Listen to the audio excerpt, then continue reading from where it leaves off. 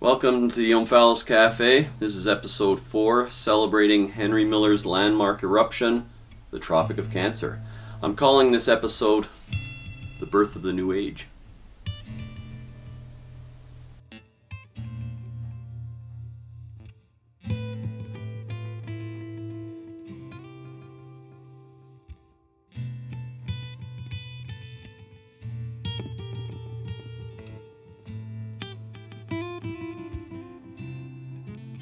Well, beside me is a small but select collection of books by men and women, some of whom I like to refer to as giants of the human spirit. Thinkers and wise men such as Joseph Campbell, Krishnamurti, Black Elk, Walt Whitman, D.T. Suzuki, and Alan Watts. Artists like James Joyce, Hermann Hesse, Thomas Mann, Elie Fauré. Historians Will Durant and Oswald Spengler. All poets at heart, and all working and pointing towards a new age for humankind. I've got a cat coming along beside me here. Anyway, alongside and ranking with them in vision and compassion and openness towards all that comprises the human condition is Henry Miller. Hey, Pumpkin. But before I get going, I just want to say nothing exists in a vacuum. To take in a work of art, as we often do in museums, to read a book outside of its true living context in place and time, as we so often do, is like finding a seashell in a forest. It doesn't fit. It has no relationship to its surroundings. It is an object, pretty perhaps, but it makes no organic sense. Anyway, by way of context, Miller was born in 1891 and grew up in New York and America rapidly undergoing great change. In his formative years, the U.S. would take its place amongst and even surpass the great industrialized and trading nations of Europe, and hence the world. It was an era of staggering wealth, at least for the few, and optimism in all things Western.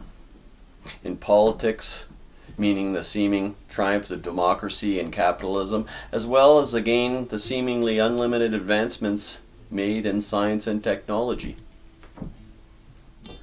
But, and herein I would call seeds of the New Age, there was a niggling sense of unease and dissatisfaction running through people's inner lives, as I would say, of course, there still is today. An emptiness, a questioning and a questing, quiet and insidious. Charles Darwin and countless other men and women of science had undermined our, and this part is practically unique to the cafe here, our misunderstood biblical heritage, and artists throughout the 19th century had suffered agonies of body and soul for something they could never quite put their fingers on. As the 20th century dawned, an atmosphere of crisis sapped at the foundations of all we held sacred and dear. The guns of Europe that had been turned for upwards of 300 years on hapless inhabitants of other continents, the Americas, Africa, India, and the Far East, here comes Tiger again, were turning back on themselves in the ongoing and escalating competition for land, resources, and peoples. Miller was 23 years old in 1914 when colonial competition would explode into war, and over the next 35-odd years, between 50 and 100 million people would lose their lives in the resulting carnage.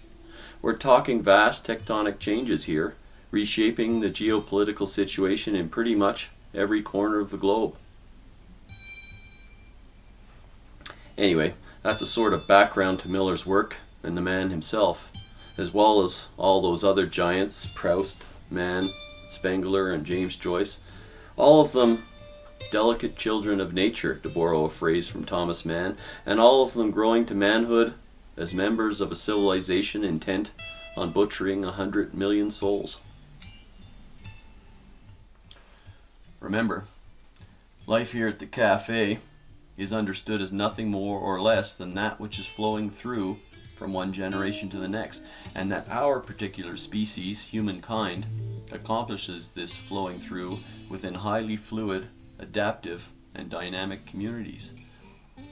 The question for this collection of delicate children, as it is for us today, is what do they and we do if they and we don't want to participate in the slaughter of 100 million souls? Or perhaps more relevant to today, the degradation and destruction of our life-sustaining environment.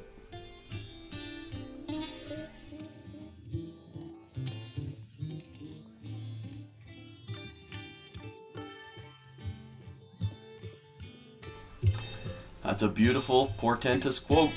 The point being, for Miller and the rest, the mere holding down of a regular job, playing the role of responsible citizen, dutiful husband, father, is to be complicit in the slaughter. To them, the old ways, old and cherished values, Western civilization's exceptionalism and moral righteousness, its Christian mission, in short, its system of sentiments, to borrow a phrase from Joseph Campbell, meaning its ways and conventions, abiding psycho-spiritual roots, binding its members together, they no longer applied. And so, here we go, for this to me is what epitomizes the New Age. There is a psychological and spiritual, a poetic if you will, death to the old values and sentiments, and resurrection to something new taking place in virtually all these works. Joyce's Ulysses, no less than Thomas Mann's Magic Mountain, as well as Marcel Proust's Remembrance of Things Past. Even Picasso's Guernica is shot through with death and resurrection. It's archetypal, and it is deeply related on a psycho-spiritual plane with what 2,000 years earlier became a people's death to a rotting Roman Empire's ways and values, and resurrection to Christianity. Yeah, sure, I admit that's some pretty heavy-seeming stuff. But without it, something profound about ourselves today is lost. Something crucial for understanding who we are and where we find ourselves right here and now. Am I overdoing this death and resurrection business? Well, Miller recounts his own personal death and resurrection in his Rosy Crucifixion trilogy, Sexus, Plexus, and Nessus, written after the Tropic of Cancer, and yet going back in time and detailing the years leading up to his break from America and arrival in Paris. Okay, well, let's finally have a listen to Miller proclaiming in the first few pages of Cancer his own personal New Age. And the thing that's so refreshing about him is that he as an artist doesn't, as so many artists before him have done, hide behind the work of art. He doesn't pour his life into the work and then disappear from the scene, leaving us to puzzle and analyze the work in question to death. It's as if he's communicating directly with us, without the work of art as intermediary.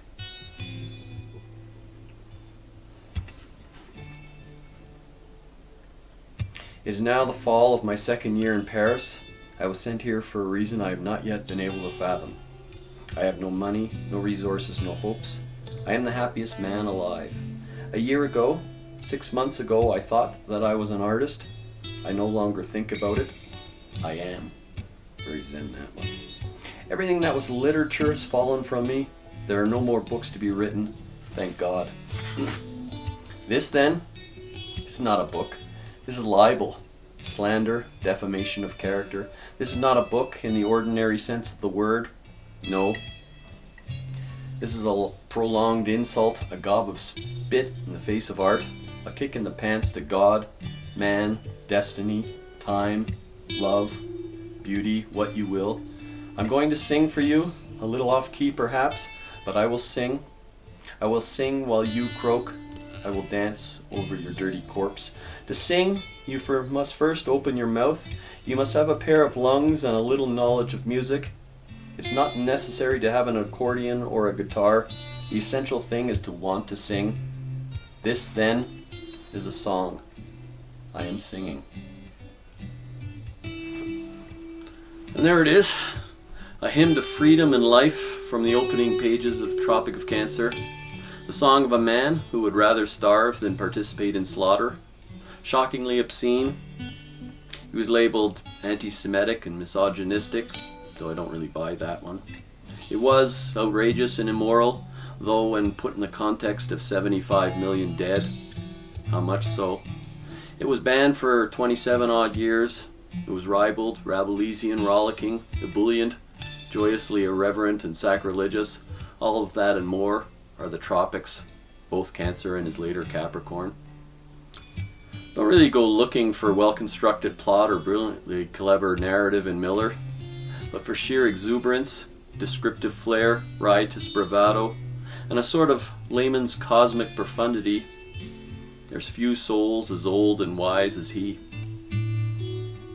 Anyway, towards the end, after all the varied incident of cancer, the drunken carousing, the paeans de Paris, its streets and populace, past and present, the cavorting with friends and whores, crackpots, prophets, after the hard, threadbare, penniless wanderings, and nights spent in low-down, flea-bitten holes, schemes to cadge money, and meals, and a woman to lie with now and then, Miller finds his pockets temporarily full of money and ponders the prospects of returning to America. It suddenly occurred to me that if I wanted, I could go to America myself, he says. It was the first time the opportunity had ever presented itself.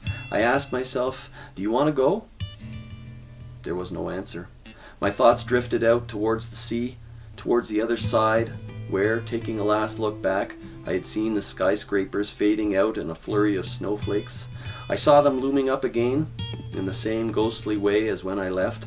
I saw the lights creeping through their ribs. I saw the whole city spread out from Harlem to the Battery, the streets choked with ants, the elevated rushing by, the theaters emptying. I wondered in a vague way what had ever happened to my wife. After everything had quietly sifted through my head, a great peace overcame me. Here, where the river gently winds through the girdle of hills, lies a soil so saturated with the past that however far back the mind roams, one can never detach it from its human background.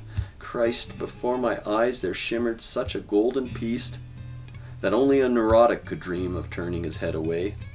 So quietly flows the Seine that one hardly notices its presence. It is always there, quiet and unobtrusive, like a great artery running through the human body. In the wonderful peace that fell over me, it seemed as if I had climbed to the top of a high mountain. For a little while I would be able to look around me, to take in the meaning of the landscape. And he finishes his book saying, "Human beings make a strange fauna and flora. From a distance they appear negligible, close up they are apt to appear ugly and malicious. More than anything, they need to be surrounded with sufficient space, even more than time. The sun is setting. I feel this river flowing through me, its past, its ancient soil, the changing climate. The hills gently girdle it about. Its course is fixed." Anyway, that's my little celebration of Miller's groundbreaking classic, The Tropic of Cancer. Bless you, Henry Miller. You sing of joy and freedom and the wondrous mystery of life. Without the Tropic of Cancer, there'd be no wisdom of the heart, no My Bike and Other Friends, no Standstill like the Hummingbird. The world and the new age would be a lesser place.